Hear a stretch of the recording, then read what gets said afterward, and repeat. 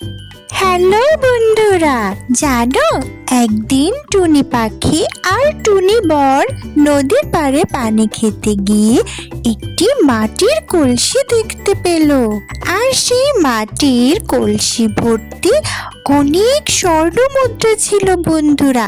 সেগুলো অনেক চিকচিক করছিল। টুনি পাখিরা দেখে ভীষণ খুশি হলো বন্ধুরা। তারা স্বর্ণ মুদ্রা ভর্তি একটি মাটির কলসি পেয়েছে। কি মজা! আরে, এটা তো একটা মাটির কলসি, আর কলসি ভর্তি অনেক স্বর্ণ মুদ্রা। কি মজা! এটা নদীর পানিতে ভেসে এসেছে। কি মজা! আমরা একটা মাটির কলসিতে অনেক স্বর্ণ মুদ্রা পেয়েছি। এবার আমাদের আর কষ্ট করে খাবার খুঁজতে হবে না।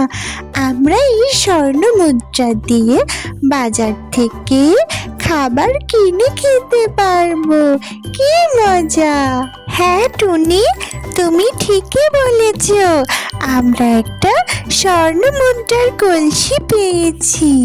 এটা আমরা বাড়িতে নিয়ে যাব, বাসায় নিয়ে গিয়ে রাখবো।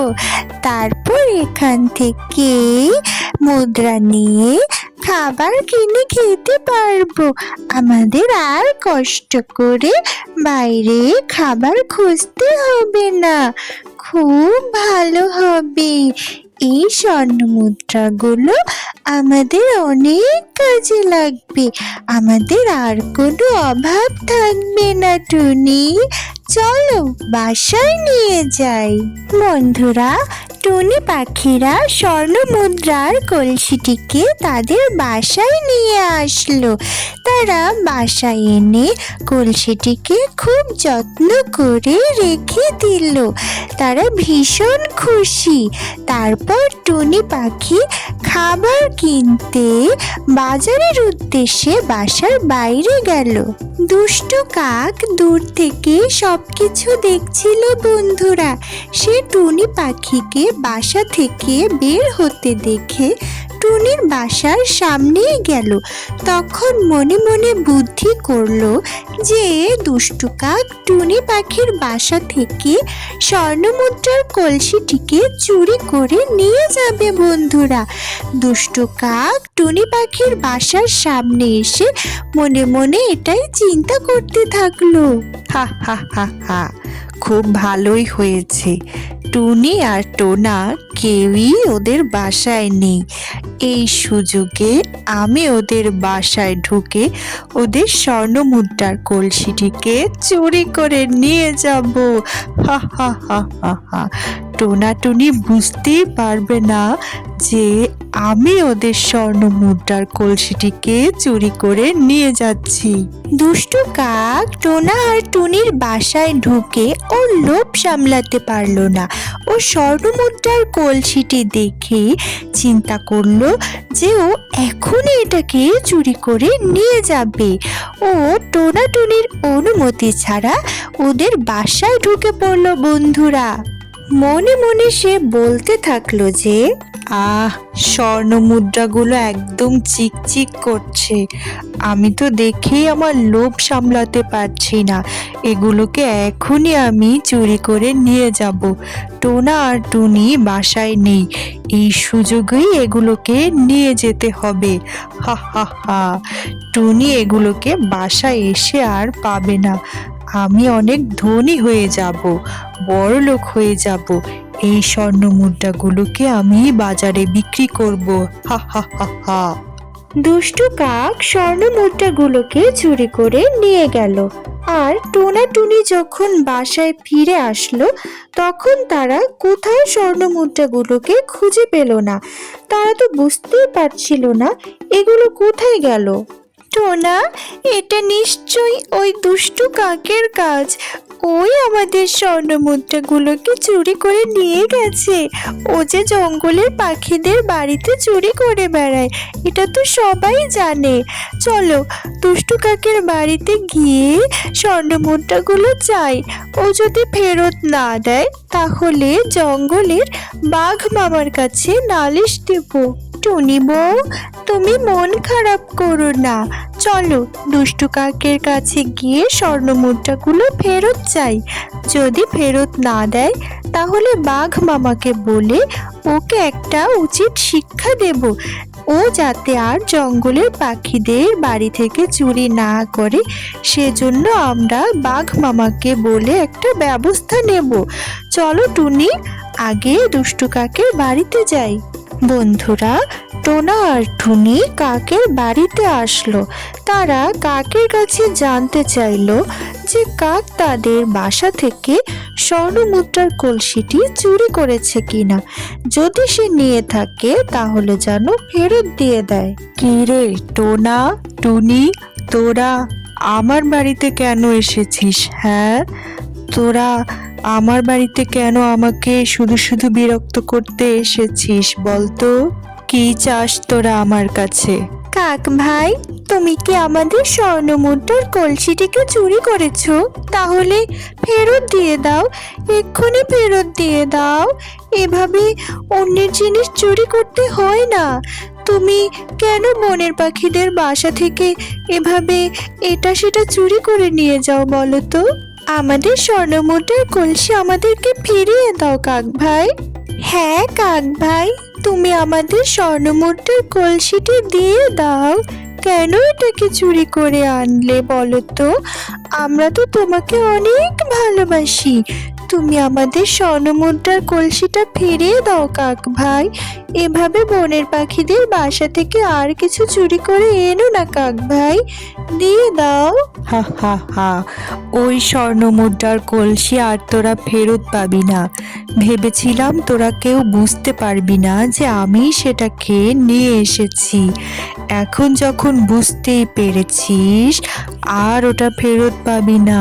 হা হা হা, চলে যা এক্ষুনি আমার বাসা থেকে, তোরা চলে যা। ওই স্বর্ণমুদ্রার কলসি আমি তোদেরকে ফেরত দিতে পারবো না, ওটা এখন আমার। হা হা হা, যা বলছি, না হলে এক্ষুনি তোদের দুটোর ঘাড় মটকে দেব। চলে যা। টুনি পাখিরা তখন ভয় পেয়ে সেখান থেকে চলে গেল। হা হা হা, আমার কাছে এসেছে কলসি ফেরত চাইতে। আমি যা একবার চুরি করে আনি সেটা আমারই হয়ে যায়, ওটা আর ওদেরকে ফেরত দেব না।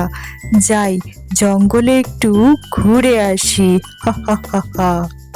এই বলে দুষ্টু কাক জঙ্গলের মধ্যে উড়ে গেল খাবারের সন্ধানে বন্ধুরা।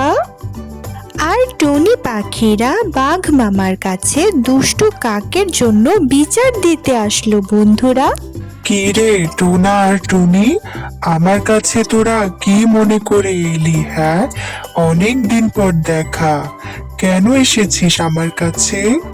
বাঘ মামা, দুষ্টু কাক আমাদের বাসা থেকে আমাদের স্বর্ণমুদ্রার কলসি চুরি করে নিয়ে গেছে। তাই তো তোমার কাছে বিচার দিতে এলাম। তুমি দুষ্টু কাককে আচ্ছা মতো বকে দিও, আর ও যেন আমাদের কলসিটা ফেরত দেয় সেই ব্যবস্থা একটু করো না বাঘ মামা। বাঘ মামা, তুমি একটু বিচার করো। দুষ্টু কাকের কাছ থেকে আমরা যাতে আমাদের স্বর্ণমুদ্রার কলসিটা ফেরত পাই সেই ব্যবস্থা করো বাঘ মামা। অনেক আশা নিয়ে তোমার কাছে এসেছি বাঘ মামা, একটু দেখো না কি করা যায়। কি, দুষ্টু কাকের এত বড় সাহস? তোদের বাড়ি থেকে ও স্বর্ণের কলসি চুরি করেছে। প্রায়ই ও বনের পাখিদের বাসা থেকে এটা সেটা চুরি করে। ওকে একটা মজা দেখাতেই হবে, তা না হলে ওর চুরি করা থামবে না। দুষ্টু কাককে আমি মজা দেখাচ্ছি, তোরা বাসায় ফিরে যা। বন্ধুরা, তখন বাঘ মামা জঙ্গলের মধ্য দিয়ে কাকের উদ্দেশ্যে রওনা দিল। সে কাককে ইচ্ছা মতো বকে দিবে এই জন্য। বাঘ মামা দুষ্টু কাকের সামনে আসলো। কাক বাঘ মামাকে দেখে অনেক ভয় পেল বন্ধুরা। কাক তো ভয়ে কাঁপতে থাকলো। বাঘ মামাকে দেখে কাক ভয়ে কাচুমাচু করতে থাকলো। কিরে কাক, তুই নাকি শুনেছি টোনা আর টুনির বাসা থেকে স্বর্ণ মুদ্রার কলসি চুরি করেছিস? এক্ষুনি সেটা ফেরত দিয়ে দিবি, তা না হলে তোকে আমি এক্ষুনি চিবিয়ে খেয়ে ফেলবো। তুই আমার পেটের মধ্যে চলে যাবি দুষ্টু কাক। টোনা আর টুনির স্বর্ণ মুদ্রার কলসি কেন চুরি করেছিস? তুই যদি তোর চুরি করার অভ্যাস বাদ না দিস তাহলে তোকে আমি খেয়ে ফেলবো। বাঘ মামা, টোনাটুনি মিথ্যে কথা বলছে। আমি কিছুই চুরি করিনি। টোনাটুনির বাসা থেকে আমি কিচ্ছু চুরি করিনি। ওরা মিথ্যা কথা বলছে বাঘ মামা।